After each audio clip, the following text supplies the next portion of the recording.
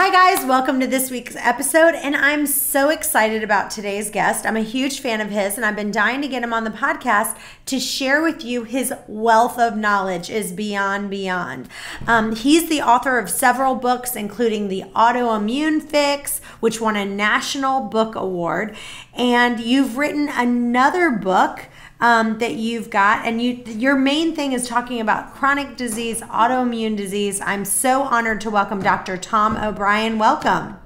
Thank you so much. It's a pleasure to be with you. So I'm excited about your new book that's called You Can Fix Your Brain, which is talking about brain fog and mental clarity. Talk to us about that. Right. Well, the subtitle is just 1 hour a week to the best memory, productivity, and sleep you've ever had. And it's not a cutesy title. It's actually the formula for success, because there are so many opportunities to download information for people today. We're all in an information overwhelm state that we become helpless. You know, we try something for a day or two, and if it doesn't work, we throw it out and read on to the next thing.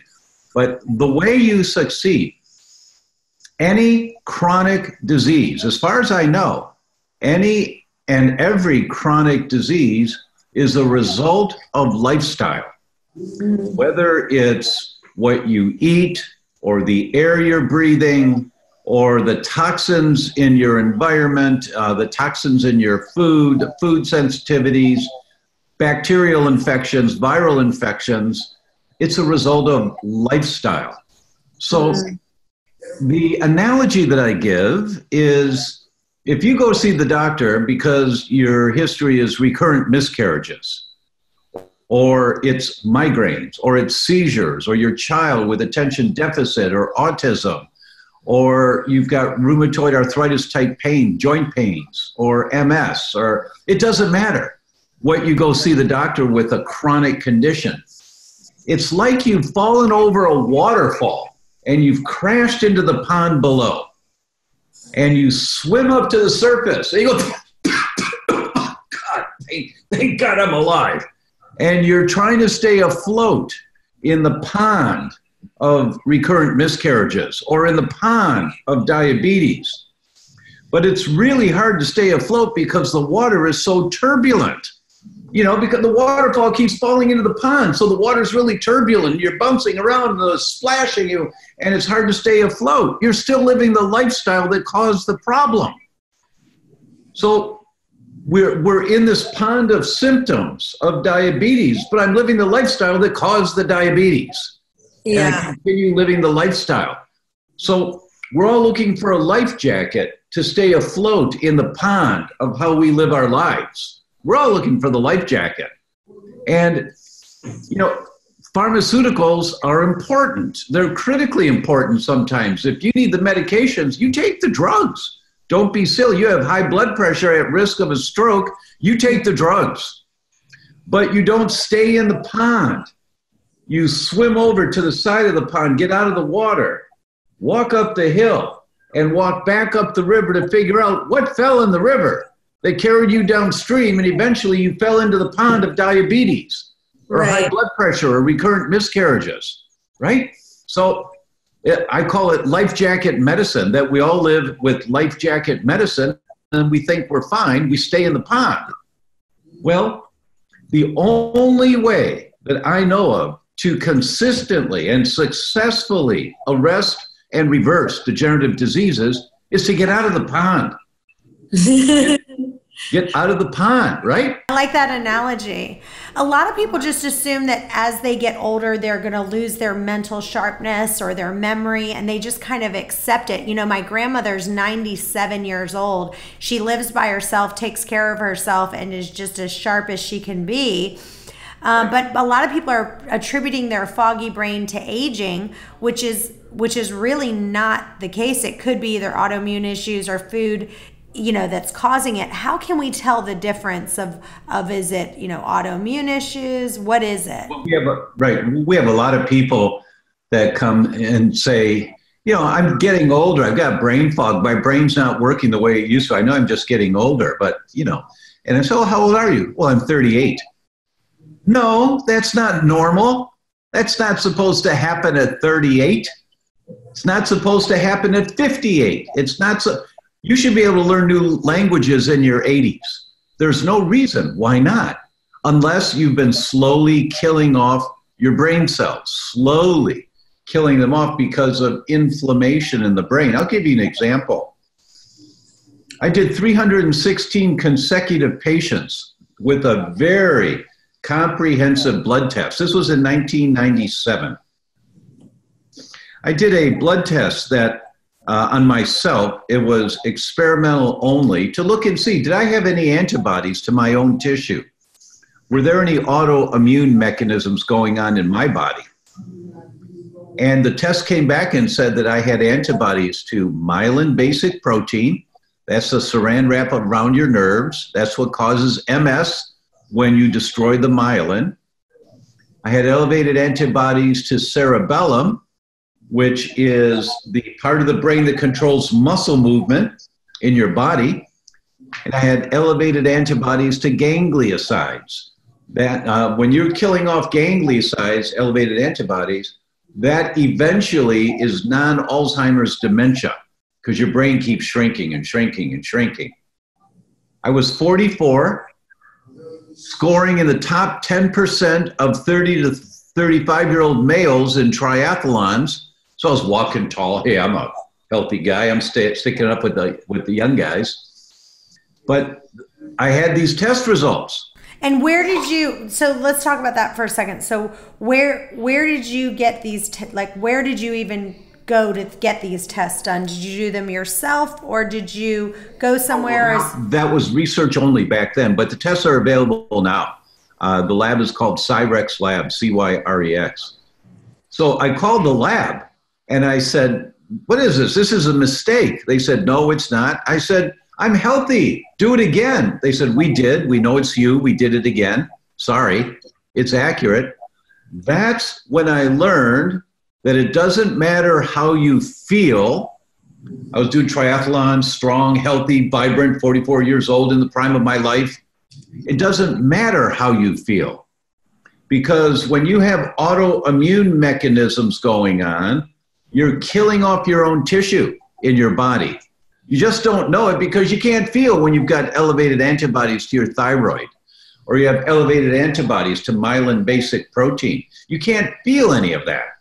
There's no sensory fibers that identify when antibodies are attacking your own tissue, when there's an autoimmune mechanism going on.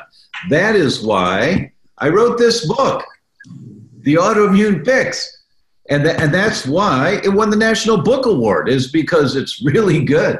You know, and the information is so critically important for people to know that these mechanisms that cause disease go on for years before you ever feel anything. Mm. You don't feel it. You don't feel when you've got antibodies killing off your tissue that eventually causes lupus or eventually causes rheumatoid arthritis. So we all have to learn that these degenerative diseases are going on for years. You don't wake up one morning and all of a sudden you've got diabetes. That doesn't happen. You're killing off insulin, the cells that make insulin. You're killing off insulin receptors. You're killing off your blood sugar regulating mechanisms for years before you ever have a symptom. That's why the subtitle of the new book, Just 1 Hour a Week to the Best Memory, Productivity, and Sleep You've Ever Had, is because you've got to do a deep dive and understand the mechanisms that are going on. I'll give you an example. Researchers collected urine in the 8th month of pregnancy of 340, I think it was 346 women. And they measured the urine samples for 5 different phthalates. Phthalates are the chemicals that mold plastic. And the one that most people have heard of is called BPA. That's a phthalate.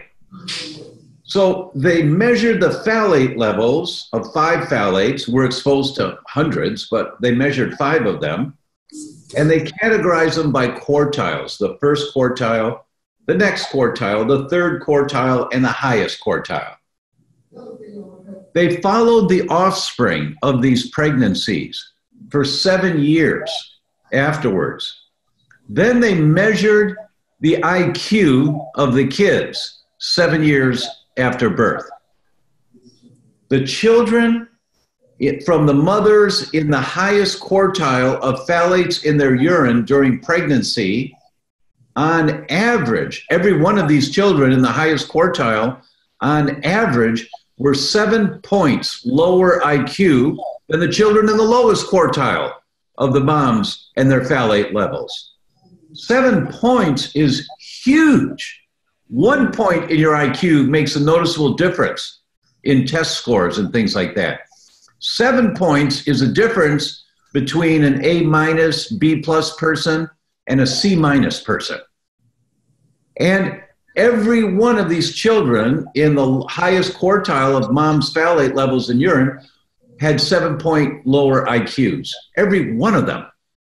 So what does that mean? It means the toxic chemicals that mom is exposed to during her pregnancy have an effect on how baby's brain develops in utero.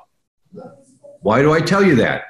Because when you read that in the book, when you read it in there, you go, oh my God, I have to get, and then you read that when you use saran wrap, when you use plastic storage containers for your food, you put the chicken in a Tupperware container overnight, the leftover chicken, the next day there's phthalates in the chicken. And then you give it to your kids, chicken salad sandwich or something for lunch, or, and you give it to your kids, it's loaded with phthalates. And the phthalates accumulate in the body. So what do? Well, every Tuesday night after dinner, every Sunday morning before church or after church, it doesn't matter when, but every week you allocate 1 hour, and in that 1 hour you take an action step for the health of your family. This week, all right, I'm going to look at the websites that Dr. O'Bryan talks about in the book, and mileskimball.com or amazon.com, and you're looking at their glass storage containers. Oh, I like the way those look. All right, let's see, I need 4 round ones, 3 square ones. I need a big one, for when I've got a pie or something, whatever. And then you order them, and it took you an hour. That's your 1 hour a week. And then you get rid of all the Tupperware containers. You give them to your husband to store nails out in the garage, but they never, they never touch food again. Oh, I love that. And you spent 1 hour, and 1 hour a week. And in 6 months, everyone needs to go home and clean out get rid of their saran wrap, get rid of their plastic containers, and they need to get all glass containers, correct? Right. But see, my point is, you're going to read so many things in the book that everyone's got to do, and it just makes sense. Stop using aluminum foil, never use aluminum pots or pans. And when you read it, you go, oh my God, oh my God, oh my God, oh my God. It's going to be an OMG again and again and again.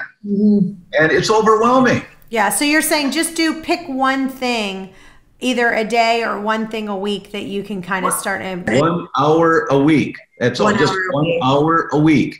And that way, in 6 months, you've got this. You've got this down, and for the rest of your life. Now, you talk about the autoimmune disease being a spectrum of how people fall on different places within that spectrum. Talk about that for just a second. Dr. Melissa Arbuckle is an MD, PhD. I believe she's at Johns Hopkins. I believe she was at the time. In 2003, she published this article. She went to the VA, and she looked for people with lupus in the VA. Now, if you're in the VA system, healthcare system, you're a veteran.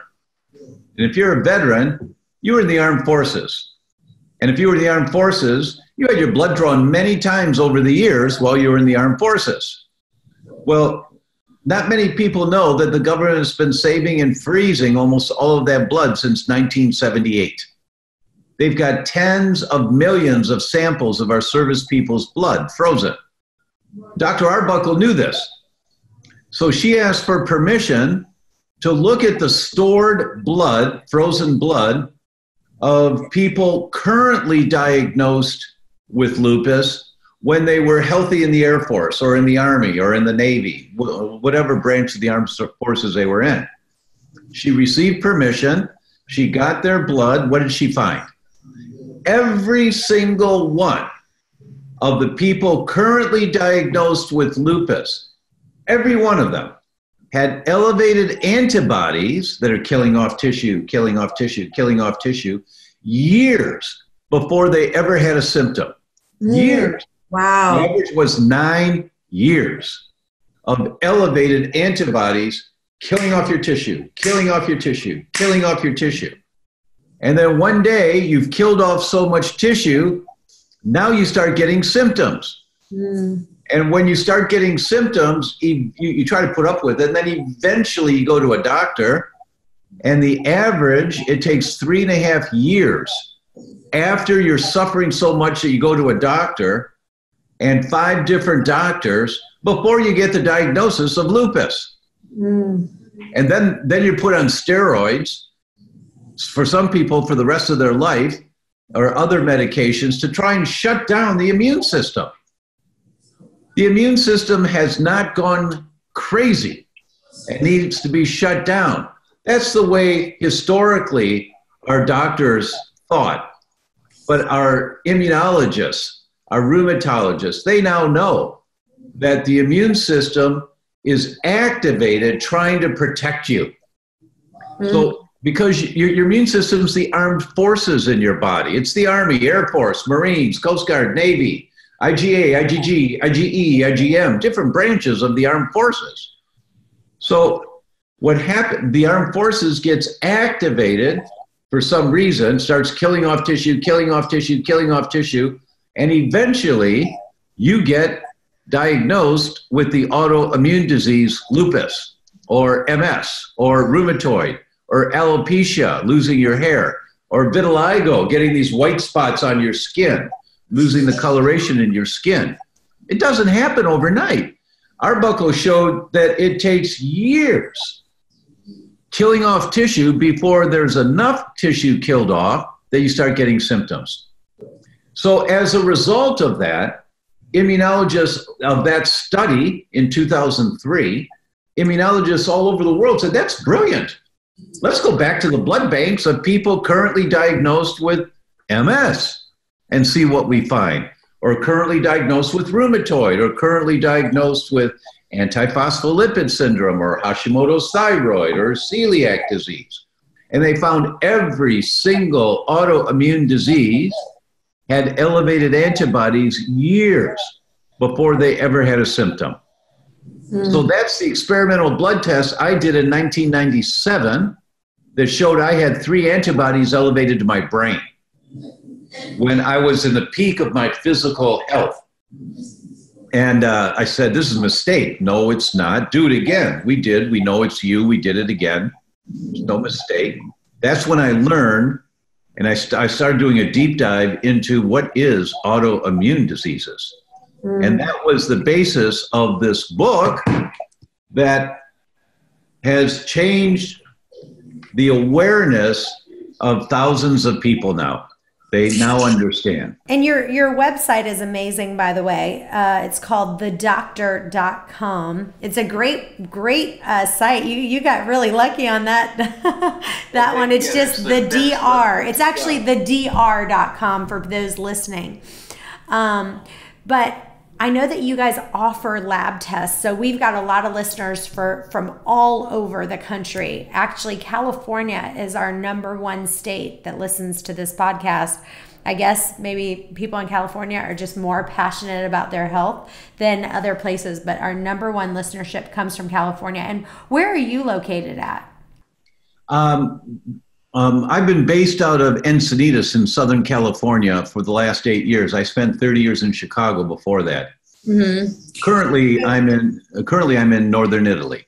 Okay, so I'm in Virginia Beach, Virginia, and we've got lots of listeners actually in the South as well, in Texas and Florida and stuff like that. So how does it work? So if someone says, look, so you said you partner with Cyrex Laboratories, right?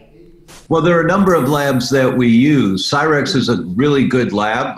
It was the pioneer lab that introduced an entire concept about how to test for wheat sensitivities, much more comprehensive. And they've got how to test for autoimmune diseases. There are now other labs that are also offering services similar and even more expanded. Well, let's talk about that, because one of the things that's really interesting that you talk about in the book is the difference in celiac disease and gluten insensitivity, which we really, need to chime in, because there is a big difference between the two. Can you expand on that? Sure. I just got back here last night after a whirlwind 6 weeks. We hosted, I was the chairman of the International Symposium on Wheat-Related Disorders, Beyond Celiac, Beyond the Gut.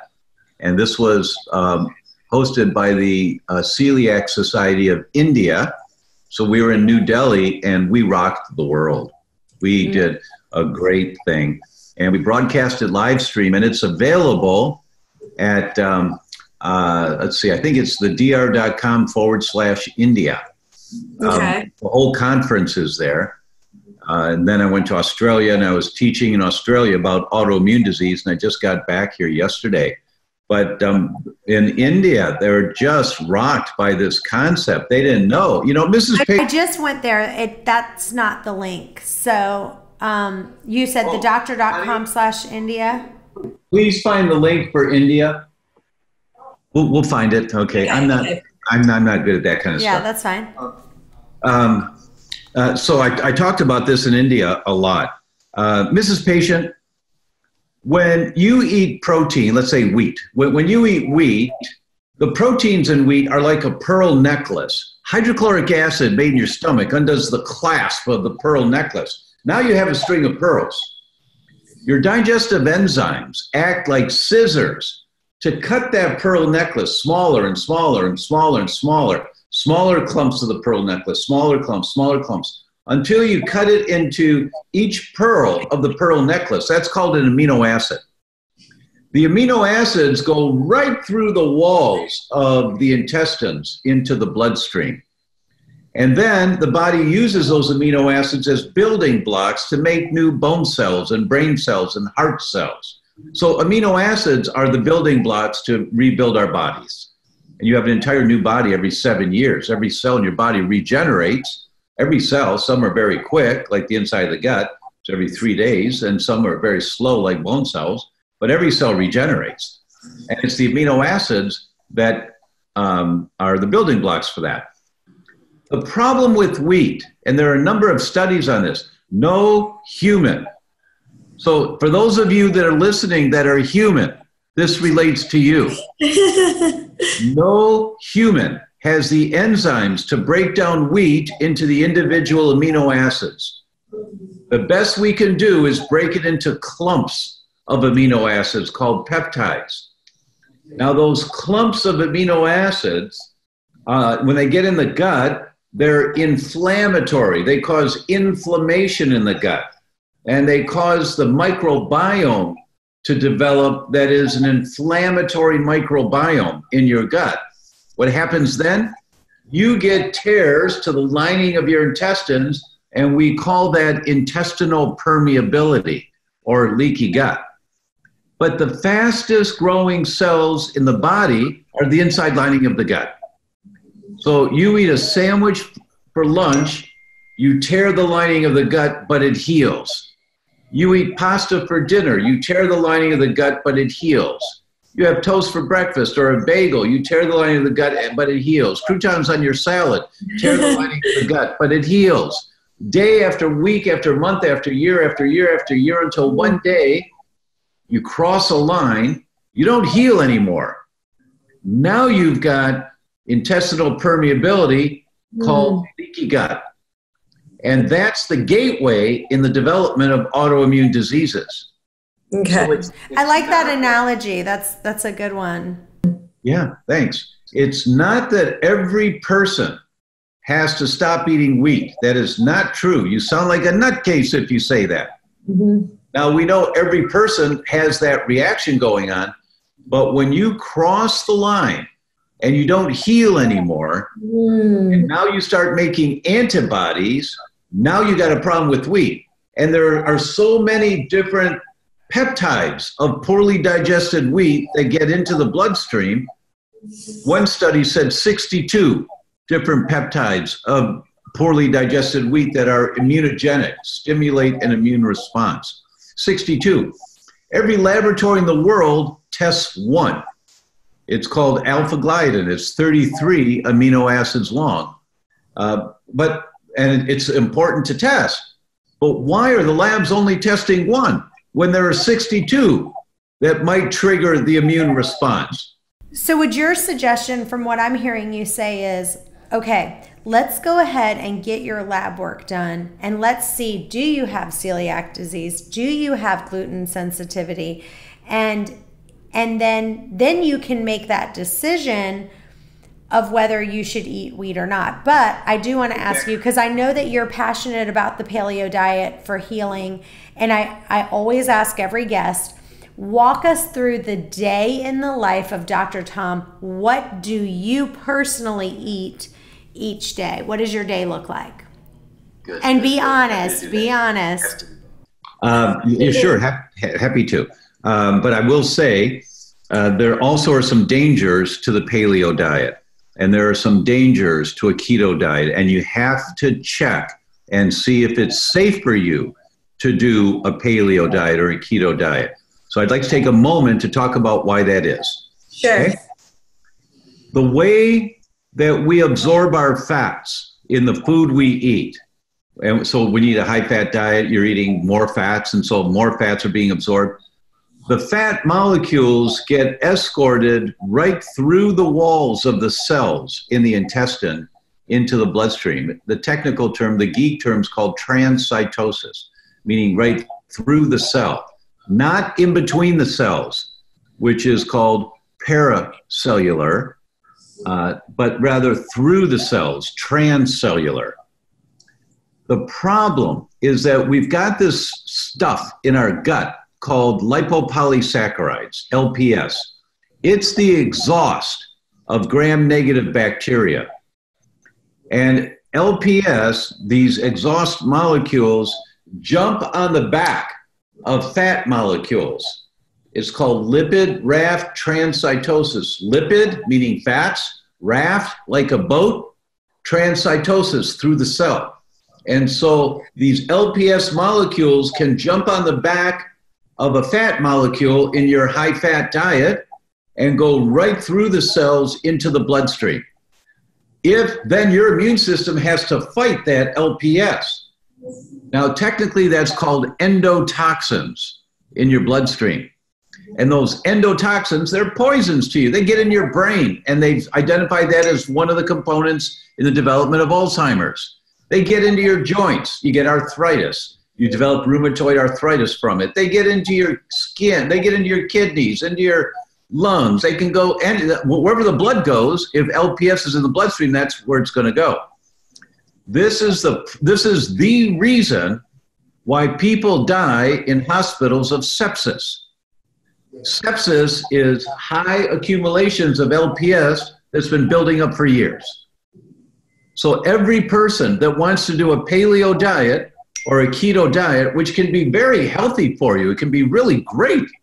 It can be really great.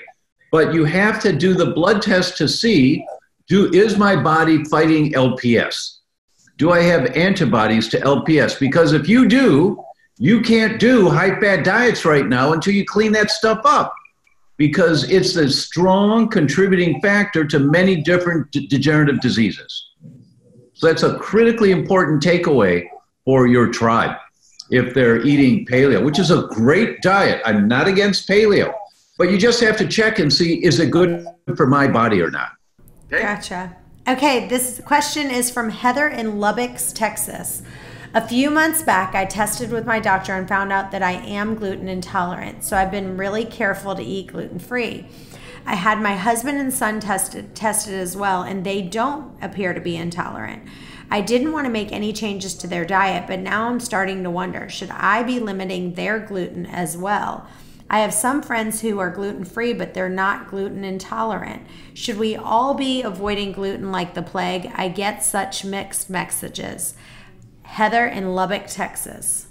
That's a really good question, Heather, and the answer is no. We should not all be avoiding gluten. Now, it does cause transient permeability in everyone. So, it makes sense that it's best to keep it to low doses. But the question is my immune system saying I've got a problem with it? Is my armed forces activated? And the problem for Heather is that her doctor checked one peptide of wheat, alpha-gliadin. And he checked that for her husband and son. They didn't have that one elevated. They may have any of the other 62 elevated. So they may have a problem with wheat, and the test came back negative. That's called a false negative when that happens. And that's really common. It's that the lab tests are old, and the new lab tests are much more comprehensive, like Cyrex or Vibrant. And they're on my website. You see these tests on the website. And you go, wow. Then you go to your doctor. Let me ask you this. With those tests that you're talking about that you do, yes, are you like 99.99999% confident that when someone does that test with you, that is, if they say you're not gluten intolerant, you don't have celiac, that you're confident that they really don't? That's a really good question. The answer is with one of them, yes. With the other one, no. Which is the one that you're confident with? The one called Wheat Zoomer. And this is why. Do you have your cell phone there with you? Uh-huh. Okay, can you just hold it up for a minute? Yeah.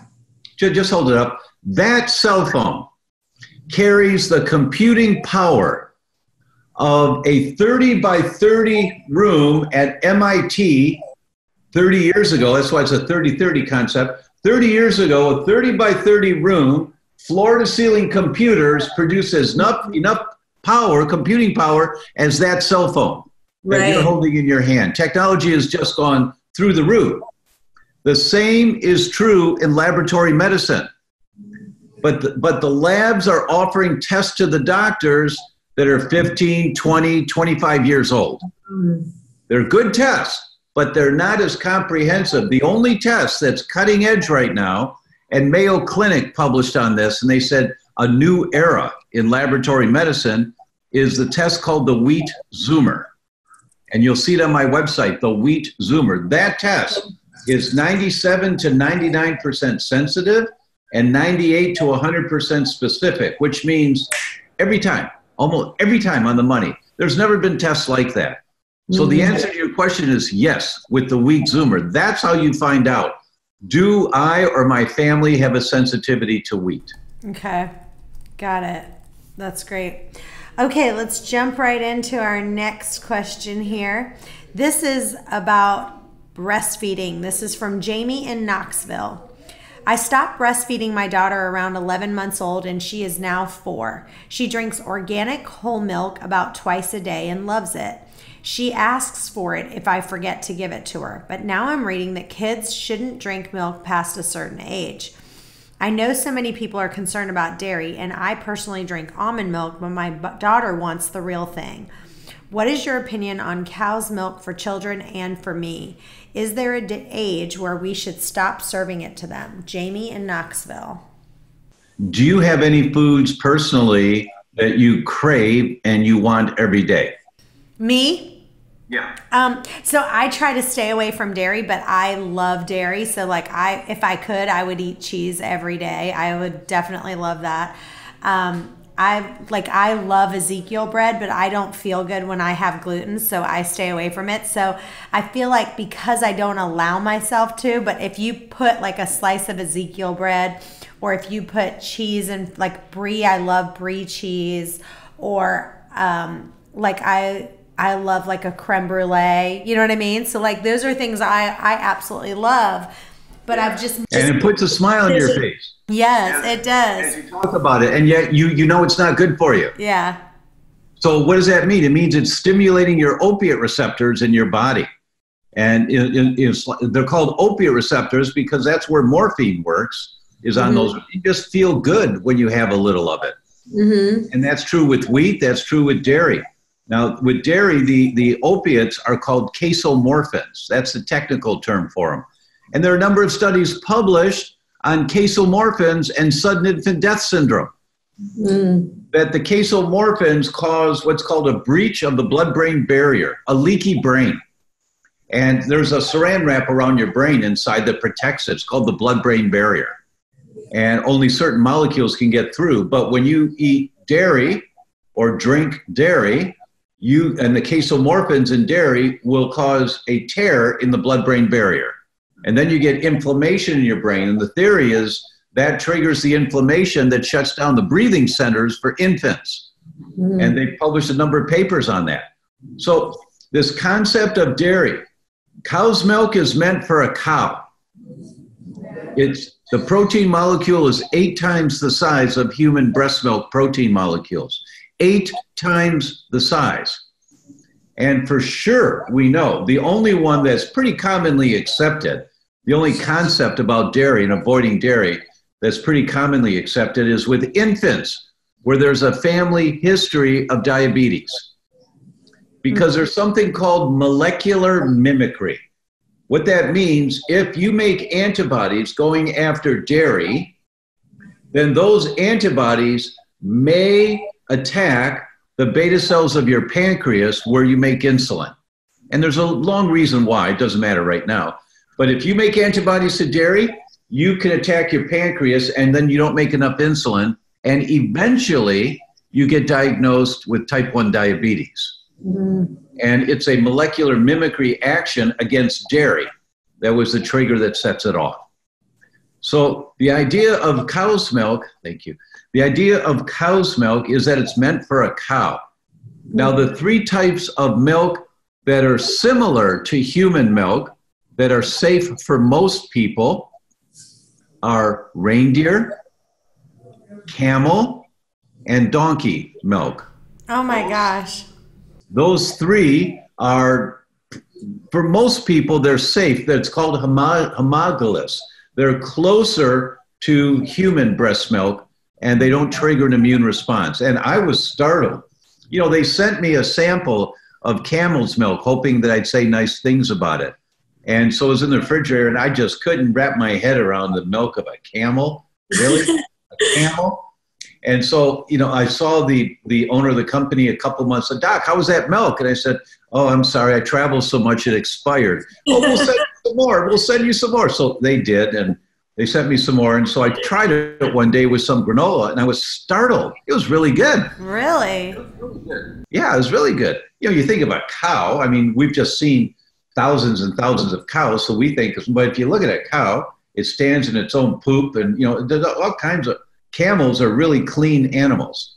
And so camel's milk is, for the most part, safe for people. Camel, donkey, and reindeer, not cow's milk. Wow. All right, this next one's from Helen in Fairfax.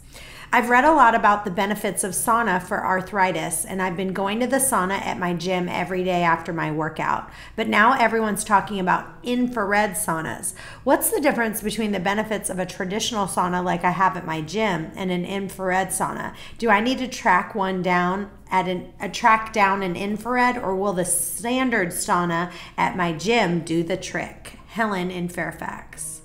Really good question. Any sauna is good for almost all people. The idea of sweating is one of the components of detoxing. Major concern in our world today is the amount of toxins that we're exposed to. Every newborn baby in America has on average 180 toxic chemicals in their bloodstream at birth that aren't supposed to be there. 180. And many of them are brain or neurotoxins. So and as we age, more and more of this toxic stuff accumulates. And in our India event, Dr. Natasha Campbell McBride from England was there, and she was talking about how a woman is having her first baby at older ages now, maybe around 30, 35, and women traditionally would have babies at 20 to 25 traditionally. Well, the older you are with the first baby, That's another decade that you've been using hair coloring and nail polish and cosmetics. All this stuff gets in your body. And they're toxic chemicals. That is one of the contributors why the incidence of autism is going up so high in our world today. Right. That's all in the book. You Can Fix Your Brain. You'll read it all in there. So the idea of detoxing is critically important for most of us, almost all of us. So any sauna is good for you in general. There's studies that show lowering blood pressure, lowering cholesterol, reducing inflammation throughout the body. It's really great for you. Now, the difference between an infrared and the standard Swedish type sauna is that infrared doesn't go as hot, which is good. It goes hot enough to make you sweat. But the infrared rays penetrate about 4 millimeters inside, deeper than the traditional hot saunas do, the Swedish saunas. So the deeper penetration opens up the blood vessels deeper, so you flush out more mercury in your sweat, more lead in your sweat, more BPA in your sweat. All this toxic crud that's in our bodies that's making us sick, triggering the increased incidences of autoimmune diseases because of all the toxins we've got in our body. You're sweating out more of this stuff all the time. So saunas are a great component to a detox protocol, whether they're Swedish or infrared. Awesome. Okay, this is from Amy in St. Pete. What is your opinion on autoimmune disease and working out? I'm diagnosed with lupus, and my doctor's always telling me things that I should be listening to my body and taking it easy when I flare up. But I notice that when I work out, even when I'm feeling awful, I do feel a little bit better overall afterwards. The only problem is after I work out, I puff up like a blowfish. Why is my body puffing up after I work out? And does this mean I should be taking it easy? I don't want to stop because I don't feel well. Amy in St. Pete. Amy, that's a really good question. And your analogy of a blowfish is so appropriate. You know, in Japan, in Japan, they serve blowfish. And the danger is if the sushi chef nicks the liver when he's filleting the blowfish, it'll kill you. It's really dangerous. And autoimmune diseases will they shorten our lifespan, right? So you got to be careful when you're dealing with an autoimmune disease. So how do you do exercise in a safe, healthy way? The first thing you do, you wear a pulse monitor. And you wear a pulse monitor and you stay in your ideal aerobic range. You do not go anaerobic, meaning higher. When you're in your aerobic range, the formula is 180 minus your age plus or minus 5. So if you're 40 years old, 180 minus 40 would be 140, plus or minus 5 is 135 to 145. In general, for people, that's the range that you exercise in. So your pulse monitor, you set it for 135 to 145. And it takes about, you do about 5 minutes of warm up, then you turn the thing on. And then if it's going beep, beep, beep, it means you're below your pulse range. Pick up your pace a little bit. But it's going beep, beep, beep, beep, beep, it means you're above your pulse range. Slow down. Slow down. And you'll be surprised at how slow you have to go. People with autoimmune diseases do not need to do very much to be in their pulse range. And when you go above your pulse range, you're anaerobic, which makes you sicker. And you blow up like a blowfish. Now, the reason you blow up like a blowfish is that your lymphatics and some of your blood vessels are very weak, and they're almost like a sieve, and they're perforating. You leak all this edema out into your legs and your arms. So you've got to be really gentle with yourself and stay in your pulse range. And you use a pulse monitor as your coach. And the rule is you never argue with your coach. Never. Because your coach is going to say, slow down, slow down. It's going to go beep, beep, beep, beep, beep, beep, beep, beep. And you're going to say, that's ridiculous. I'm hardly exercising here. That's too much. Slow down. Get on the treadmill. Slow down. And you'll find it won't take very much at all. But a month down the road, when you're staying in your pulse range, the target is to be 15 to 30 minutes, 3 or 4 days a week. Eventually, You may only be able to do 5 minutes to start with. That's fine.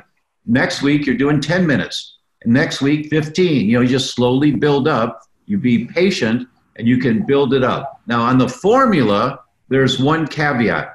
If you're diagnosed with an autoimmune disease already, you go 180 minus your age. So if you're 40, it's 180 minus your age. That's 140. But now you subtract 5 because you're diagnosed with an autoimmune disease. Now it's 135. And then it's plus or minus 5. So that's 130 to 140. And that's your pulse range. And that's where you stay after 5 minutes of warm up for 15 to 30 minutes, 3 to 4 times a week. And you'll find that you don't have to do very much to be in that range. And when you're aerobic, you're burning fat. And you feel better when you're burning fat. But you just have to go with the intensity that your body is capable of doing right now without overstressing. And that's what your pulse monitor gives you. All right, well, this is our last question. This is from Dawn in Kansas City. She says, I always wear toenail polish and get regular pedicures. I took the polish off myself a few weeks ago and noticed my nails were extremely yellow and overall unhealthy looking.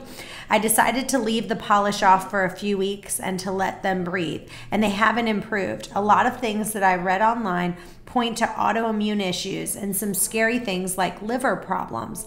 But I also know that it could be some simple sort of deficiency. Is this something I should be concerned with? And what can I do to improve my nail health and to consider the root cause? And we got some other questions about, are there any organic nail polishes or organic hair colors that they could use? Dawn in Kansas City. Really good question. Really good question. It's like, should I be concerned that my body is decaying? That's the question, and the answer is yes. Yes. And body language doesn't lie.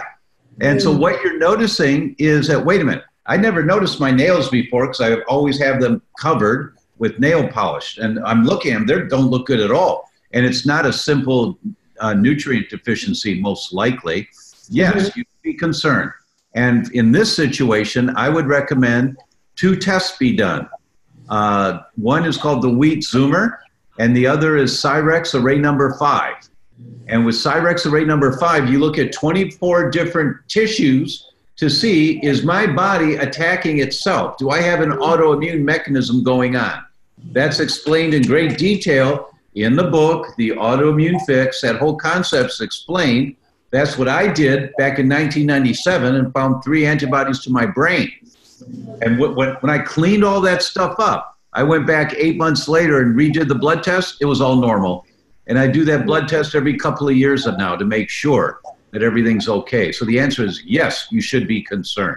Absolutely. Awesome. So if you would have to say, like, here's the 5 things that you personally did yourself to kind of heal yourself of this autoimmune, what would be your top 5 tips? Yeah. First is learn 1 hour a week. Do a deep dive so that you aren't just trying to get rid of some symptoms, but you're understanding of how your body works. You don't have to be a doctor. You don't have to be a healthcare practitioner to understand some basic concepts. Read the books. Read both of these books, and it will give you a comprehensive overview. That's the first thing. The second thing is 1/2 ounce of water per pound body weight every day. Every day. What does that mean? If you weigh 130 pounds, that's 65 ounces of water a day. And, oh my God, I'll be peeing all day. That's the idea, is because the body is so toxic right now from all these toxic chemicals we're exposed to all the time. It's, we have to have the transport mechanism to get rid of all these toxins that contribute to the development of the autoimmune diseases. Third, do the wheat zoomer to see. That's the most comprehensive test, right on the money every time, to see, do I have intestinal permeability, the leaky gut, and does my immune system say, I've got a problem with wheat right now? Whether or not you feel it when you eat it, that doesn't matter at all. Fourth, eat a ton of vegetables every day. Lots of one root vegetable every day. Go shopping and buy organic. Get rutabagas, turnips, parsnips, sweet potatoes, kohlrabi. Get all the root vegetables they have, and every day you have one root vegetable, because those root vegetables feed the good bacteria in your gut. So you build a stronger microbiome.